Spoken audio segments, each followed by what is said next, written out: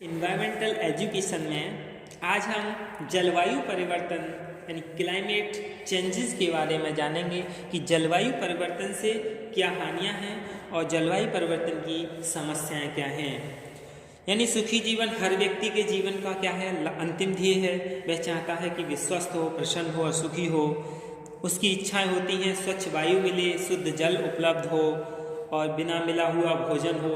जैसे कि अभी इस समय जो मसाले हैं उनमें तरह तरह की गंदगी मिलाई जा रही है। साफ़ सुथरा आवास हो, मनोरंजन के अच्छे साधन साथ रहें और क्या क्या वह व्यक्ति अपने जीवन में चाहता है, पर स्वयं अपने पैरों पर कुल्हाड़ी भी मारी है। प्रकृति से विरासत में मिली वस्तुओं की अवहेलना कर स्वयं अपनी सुविधा के हिसाब से प्रकृति को तोड़ मरोड़ करने का प्रयास किया और परेशानी के जाल में फंसते चले गए। हमने वृक्ष काटे तो O2 और CO2 का ही चक्र बिगड़ गया, यानी ऑक्सीजन और कार्बन डाइऑक्साइड का ही चक्र बिगड़ गया। एक तरफ शुद्ध हवा का अभाव होने लगा तो दूसरी तरफ कार्बन डाइऑक्साइड ने विश्व तपन की समस्याएं खड़ी कर दी। वृक्ष नहीं तो वर्षा भी नहीं, वर्षा नहीं तो आगे वृक्षों की संभावना भी नहीं। कमजोर वृक्षों ने पकड़ ढीली कर दी तो उपजाऊ मिट्टी कटने लगी, उत्पादन घटने लगा, लोग भूखमरी का शिकार होने लगे। जमीन ही हालात गैर उपजाऊ और बंजर की श्रेणी में आने लगी। औद्योगिक क्रांति का सहारा लिया तो चारों ओर प्रदूषण बिखर गया, साथ ही अपशिष्ट निस्तारण की समस्या आ गई। सब मिलाकर मनुष्य का जीवन कैसा हो गया, कष्टमय हो गया। अब सुखी जीवन की कल्पना पर्यावरण की समस्याओं से छुटकारा पाने में लग गया है। जनसंख्या वृद्धि ने तो क्या व्यक्तिगत क्या सरकारी क्या सभी प्रयासों को झुठला दिया है। यानी जब तक जनसंख्या वृद्धि पर नियंत्रण नहीं होगा तब तक सभी उपाय कैसे होंगे, निरर्थक ही होंगे। कुल मिलाकर आज की स्थिति यह हो गई है कि पर्यावरण की समस्याओं के आगे हम बेबस और असहाय हैं। अब पर्यावरणीय समस्याएं क्या हैं उनके नाम जान लें। यानी पर्यावरणीय समस्या हरित गृह प्रभाव यानी ग्रीन हाउस इफेक्ट है। दूसरा अम्लीय वर्षा यानी एसिड रेन्स, ओजोन परत का विघटन, औद्योगिकरण यानी इंडस्ट्रियलाइजेशन, विभिन्न प्रकार के प्रदूषण जो हम पढ़ रहे हैं जैसे वायु, जल, भूमि, ध्वनि, वाहन, ये सभी प्रदूषण हैं।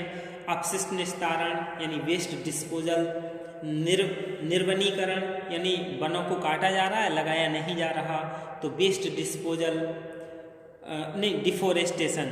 फिर स्मॉग और जनसंख्या वृद्धि, शहरीकरण, भीड़, रेगिस्तानिता, नम भूमि, बंजर भूमि, जल और अन्न की कमी, कुपोषण, स्वास्थ्य सुविधाओं का अभाव, पारिस्थितिकी असंतुलन, वन्य जीव संरक्षण में कमियां, पर्यावरण अज्ञानता, ये सभी क्या हैं, पर्यावरणीय समस्याएं हैं। और इन पर्यावरणीय समस्याओं से किस तरीके से निपटा जाए, मनुष्य इसी समस्या में उलझा हुआ है। और इसका मूल कारण बस एक ही है कि सबसे पहले जनसंख्या वृद्धि पर रोक लगाई जाए, उसके बाद हमें अपने हिसाब से प्रकृति के साथ सही से समझौता करना होगा।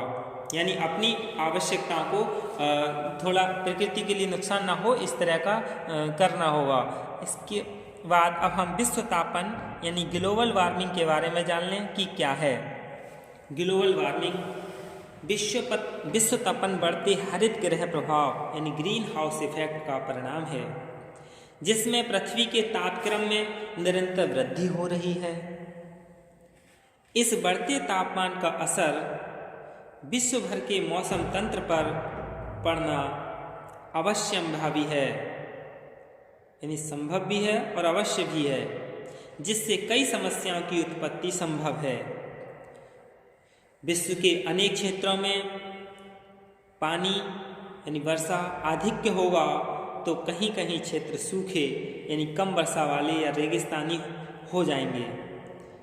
इसके परिणाम स्वरूप खाद्यान्न उपज गड़बड़ा जाएगी और भोजन की कमी की आशंका बन सकती है। इस बात की भी संभावना है कि ध्रुवों की बर्फ पिघलने लगे, जिससे समुद्री जल सतह की ऊंचाई में वृद्धि हो और अनेक निचले भूभाग जलमग्न हो जाएं। यह अनुमान है। कि वर्तमान तापमान की वृद्धि गति से अगले 100 वर्षों में पृथ्वी का तापमान 3 डिग्री सेल्सियस तक बढ़ जाएगा और 10 से 15 सेंटीमीटर तक की जल सतह की वृद्धि से विश्व की स्थिति बहुत अस्त व्यस्त हो जाएगी। अनेक देशों के महत्वपूर्ण नम भूमि क्षेत्र, कच्छ वनस्पति और प्रवाल भित्ति क्षेत्र समाप्त हो जाएंगे, जिससे संपूर्ण विश्व की जैविक विविधता और उससे प्राप्त होने वाले आर्थिक लाभ से वंचित होना पड़ेगा। निचले पारेतंत्र नष्ट हो जाएंगे, नवीन पारेतंत्र जन्म लेंगे और प्राणियों की जीवन शैली पर भी धीरे धीरे प्रभाव पड़ेगा। यानी वे क्या है, मनुष्य की बनावट, सोच, इन सभी चीज़ों में धीरे धीरे क्या है, परिवर्तन आना शुरू हो जाएगा। अब हम अम्लीय वर्षा यानी एसिड रेन के बारे में जान लें कि क्या है। जब विभिन्न स्रोतों से वायुमंडल में मुक्त हुई गैसें कौन कौन सी, कार्बन डाइऑक्साइड, सल्फर डाइऑक्साइड तथा नाइट्रिक ऑक्साइड वायुमंडल की जलवाष्प से मिलकर क्या करती हैं, क्रमशः कार्बनिक अम्ल, सल्फ्यूरिक अम्ल तथा नाइट्रिक अम्ल बनाते हैं और वर्षा के साथ जब ये अम्ल पृथ्वी पर आ जाते हैं तब इसे हम अम्ल वर्षा के नाम से जानते हैं।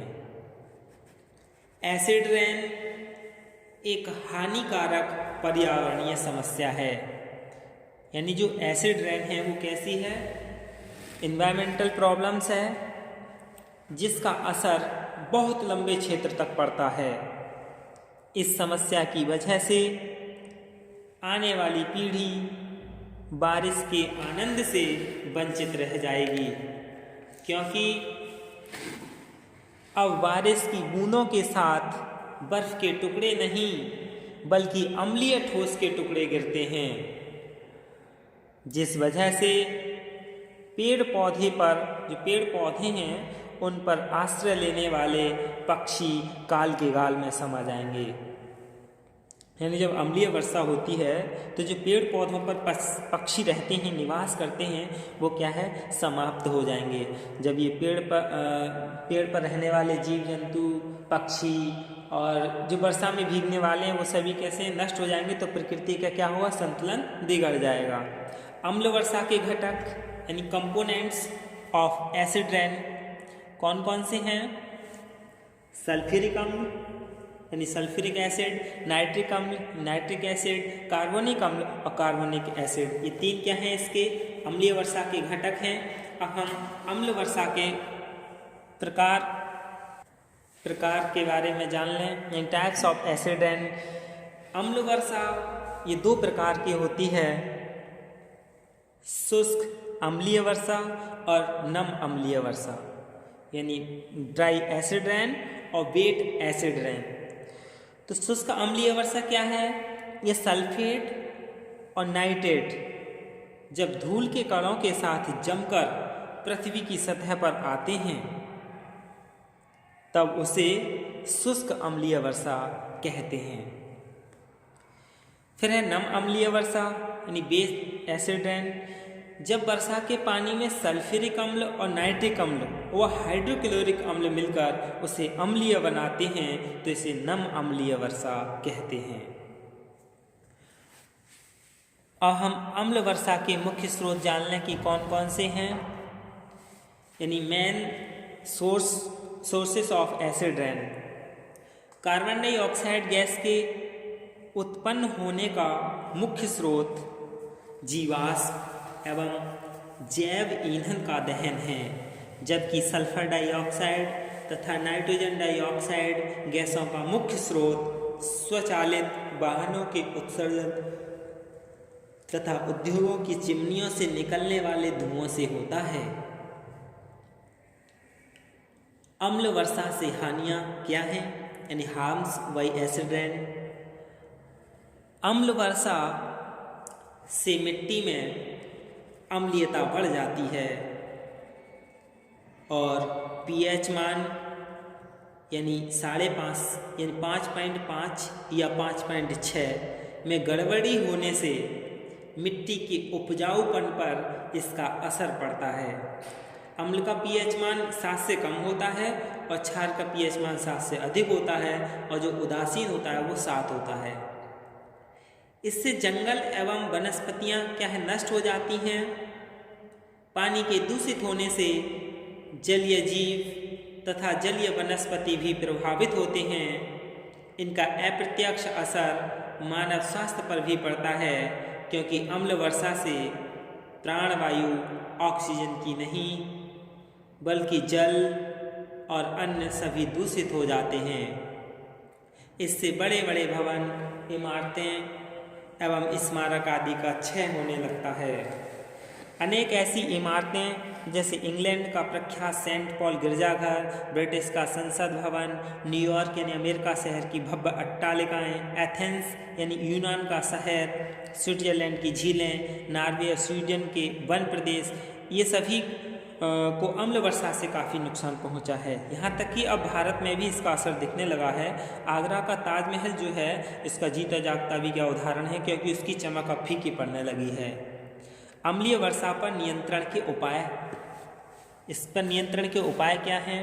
यानी measure to control acid rains. वैसे इन पर कंट्रोल तो नहीं किया जा सकता, लेकिन फिर भी ऐसे ऊर्जा स्रोतों का उपयोग कम से कम करना जिनमें SO2 और NO2 का उत्सर्जन ज़्यादा होता है, उनका उपयोग कम करना चाहिए। उद्योगों में स्क्रबर्स के उपयोग से उत्सर्जित होने वाली सल्फर डाइऑक्साइड गैस को स्रोत पर ही रोक लिया जाए। स्क्रबर्स को अवशोषक भी कहते हैं, जो गैसीय रूप से कारखानों की चिमनी से निकलने वाले उत्सर्जन तत्वों के अवशोषित कर लेते हैं। दोपहिया वाहनों का उपयोग कम किया जाए। पानी और मिट्टी में चूने का उपयोग करना, जिससे उनकी अम्लीयता क्या हो, कम हो जाए। यही क्या है, अम्लीय वर्षा है। अब हम ओजोन परत की क्षीणता के बारे में जानेंगे कि ओजोन परत किस लिए और क्यों क्षीण होती है। धन्यवाद।